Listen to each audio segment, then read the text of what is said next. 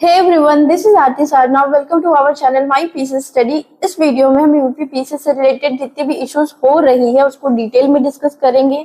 A to Z knowledge मिलेगी, आपको information मिलेगी, तो वीडियो को एंड तक जरूर देखिएगा। तो बात करते हैं 1 जनवरी 2024 को यूपी पीसीएस प्रीलिम्स के एग्जाम से रिलेटेड नोटिफिकेशन जारी हुआ। पूरी की पूरी टोटल सीट थी हमारी 220 पर। 17 मार्च 2024 को ये पेपर होने वाला था, पर यह स्थगित हो गया।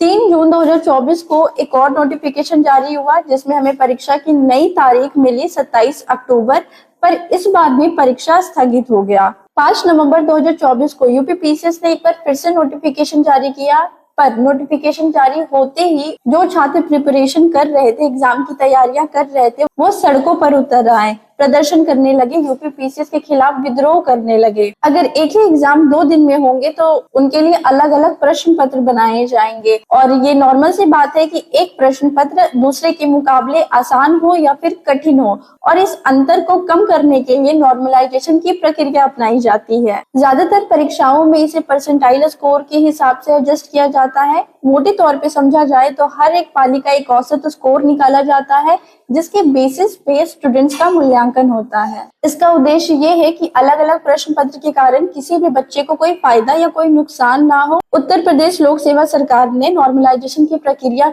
अपनाने के लिए किस फॉर्मूले का इस्तेमाल किया है उसे आप अभी स्क्रीन पे देख सकते हैं। छात्र इसी 2 पाली और नॉर्मलाइजेशन का विरोध कर रहे हैं, ये सब तो फैरी वजह है। आइए हम जानते हैं इसके बैक स्टोरी के बारे में। 11 फरवरी 2024 को आरओ का पेपर हुआ। इस दिन शाम होते होते सोशल मीडिया पर यह दावा होने लगा कि ये पेपर लीक हो चुका है। कई लोगों का ये भी कहना था कि एग्जाम होने के पहले ही पेपर लीक हो चुका था। इसके बाद छात्रों का विरोध शुरू हुआ, अभ्यर्थी फिर से परीक्षा करवाने की बात करने लगे। इसके बाद लोक सेवा आयोग ने स्पेशल टास्क फोर्स को बुलाया और पूरे मामले की जांच कराई। मामला यही नहीं रुका, छात्रों की मांग पे सरकार को ये परीक्षा रद्द करनी पड़ी। इसी घटना के पृष्ठभूमि में 5 दिन बाद फिर से एक नोटिफिकेशन जारी होता है। 7 मार्च 2024 को लोक सेवा आयोग ने ये नोटिस जारी किया कि जो पेपर आपका 17 मार्च को होने वाला है वो कुछ कारणों की वजह से स्थगित की जाती है। बताया गया कि परीक्षा जुलाई में हो सकती है, लेकिन कोई तारीख नहीं दी गई। इसी तरह तारीख बढ़ते गए और छात्र इंतजार करते रह गए, और अब जाकर हमें तारीख मिली है एग्जाम की, तो वो है 22 और 23 दिसंबर आरओ के लिए। आरओ पेपर लीक के मामले में कई लोग गिरफ्तार हुए, लेकिन अभी तक कोई निष्कर्ष सामने नहीं आया है कि आखिर पेपर लीक हुआ कैसे।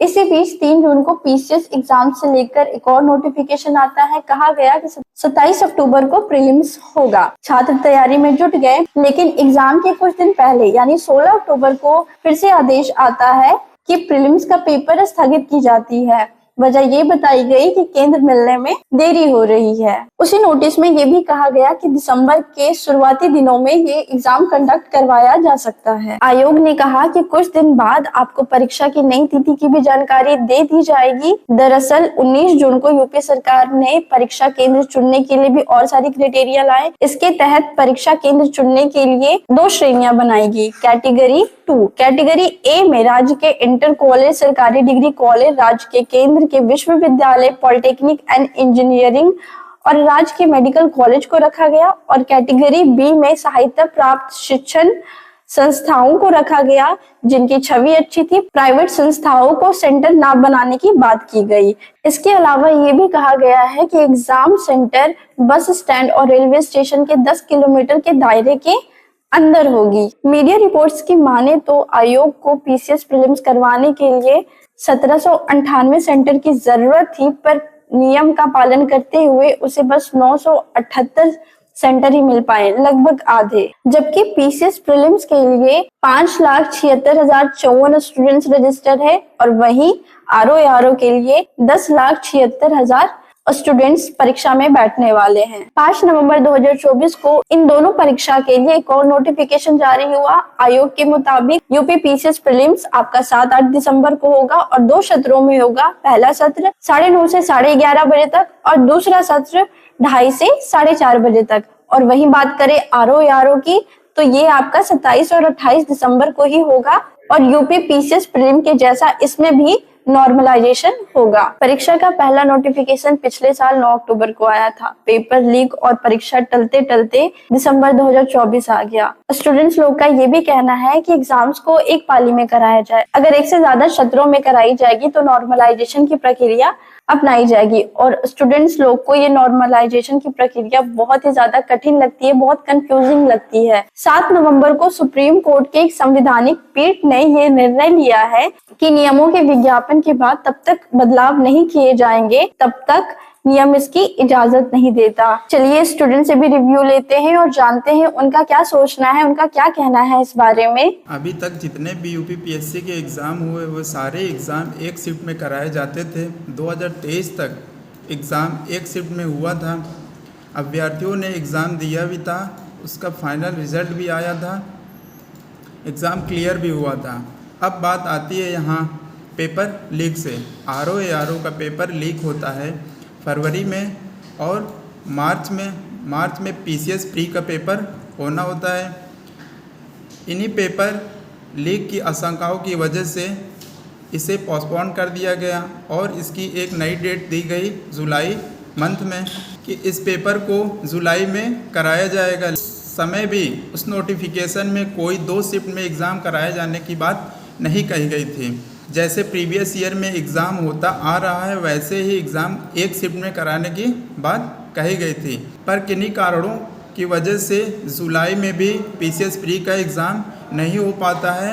उसे पोस्टपोन करके अक्टूबर में किया जाता है। अक्टूबर की नोटिफिकेशन में भी कोई 2 शिफ्ट में एग्ज़ाम कराने की बात नहीं कही गई थी। अब जब दिसंबर में नोटिफिकेशन आती है तो इसमें आयोग पीसीएस प्री और आरओ के पेपर्स को 2 शिफ्ट में कराने की बात कहता है, क्योंकि आयोग को एग्ज़ाम के लिए पर्याप्त सेंटर नहीं मिले हैं और इन्होंने सेंटर को लेकर कुछ रूल बनाए थे और इन्होंने सेंटर के लिए कम ज़िलों का चुनाव भी किया। 41 ज़िलों में ही ये अपना सेंटर बनाए हैं। अब बात यहाँ आती है कि अगर एग्ज़ाम 2 शिफ्ट में होगा, 3 शिफ्ट में होगा, 4 शिफ्ट में होगा, जैसा जैसा पेपर बनेगा उस हिसाब से नॉर्मलाइजेशन होगा। अब यहाँ नॉर्मलाइजेशन की दिक्कत आती है कि जीएस के पेपर में कोई कैसे कह सकता है कि ये पेपर आसान आया था, ये पेपर कठिन आया था, क्योंकि ये सब्जेक्टिविटी वाला पेपर है और कोई इतिहास, भूगोल, इकोनॉमिक्स, पॉलिटी में कोई ये डिसाइड नहीं कर सकता कि ये क्वेश्चन आसान आया था, ये क्वेश्चन कठिन आया था। ऐसे में आयोग का क्या स्टैंड होगा, उसका क्या समाधान होगा, उसका क्या पैरामीटर होगा नॉर्मलाइजेशन का, ये कोई भी डिस्क्रिप्शन आयोग ने जारी नहीं किया है। क्योंकि अगर जीएस के पेपर में देखा जाए तो यह सब्जेक्टिविटी वाला पेपर होता है, क्योंकि ये कोई मैथ और रीजनिंग का पेपर तो है नहीं कि एक क्वेश्चन में हमने स्क्वायर रूट निकालने के लिए दिया, दूसरे शिफ्ट के क्वेश्चन में भी उसी से रिलेटेड न्यूमेरिकल चेंज करके स्क्वायर रूट ही निकालने को दे दिया। ऐसे में जीएस के पेपर में सब्जेक्टिविटी बहुत बढ़ जाती है। अब यहाँ बात आती है कट ऑफ की कि कट ऑफ कैसे बनेगी, और तीसरी बात यह है कि नॉर्मलाइजेशन की जो प्रक्रिया है वो अनफेयर है, क्योंकि कम पढ़ने वाले बच्चों को नॉर्मलाइजेशन के माध्यम से 8-10 नंबर ज़्यादा मिल सकते हैं और अच्छे पढ़ने वाले बच्चों को अगर नॉर्मलाइजेशन हुआ, कहीं उनके शिफ्ट को कठिन बता दिया गया, उस समय क्या होगा कि उस पढ़ने वाले बच्चों की नंबर 10, 12 नंबर, 5 नंबर जो भी नॉर्मलाइजेशन में होगा वो कम हो सकता है। तो ऐसे में नॉर्मलाइजेशन की प्रक्रिया अनफेयर है, क्योंकि हर बार आयोग का ऐसा देखा गया है कि कुछ न कुछ क्वेश्चन 10-5 क्वेश्चन गलत होते ही हैं। ऐसे में अगर एक शिफ्ट में आयोग 5 से 6 क्वेश्चन गलत करता है, दूसरे शिफ्ट में 8 से 10 क्वेश्चन गलत करता है, ऐसे में आयोग इन क्वेश्चनों को कैसे डील करेगा और इसका क्या पैरामीटर होगा। तो हम अभ्यर्थी यह चाहते हैं कि 1 डे 1 शिफ्ट एग्जाम हो और सबको बराबर मौका मिले एग्जाम देने का। ऐसी ही जरूरी जानकारियां हम आपको देते रहेंगे। इस वीडियो के लिए इतना ही, धन्यवाद। मिलते हैं नेक्स्ट वीडियो में। Thank you, bye bye.